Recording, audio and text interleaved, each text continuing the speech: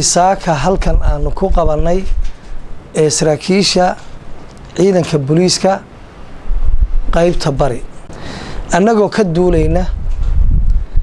Puntland waa lagu soo duulay cadow baa ku soo duulay cadowgii ku soo duulayna way ka adkaatay cadowgii markii la jabiyay wuxuu rabaa inuu isticmaalo taatikooyin kale oo iska doqonnimo ah fulaynimo ah aynu wada garanayno waxyaalaha fulaynimada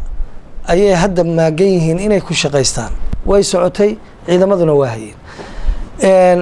gurigii lagu helo qof shabaab ah ama qof cadow ah oo cadow ku ah Puntland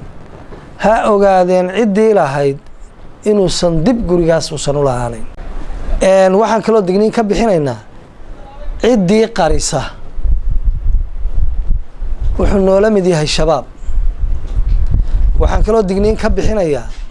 baabuurta caadaysatay inay cadowga soo qaadaan waxay caado ka dhigteen inay cadowga soo qaadaan oo gudaha Puntland soo geliyaan baabuur badan oo hadda noo xilxiran baa jirta dhawaan maxkamad la saari doono dawladuna la wareegi doonto shakhsi aan la garanayn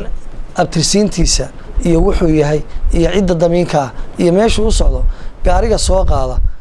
digniin baan siinaya walaalow ha isku soo qaadin haddii kale u diyaar garow tallaabo sharciga waafaqsan in laga qaadayo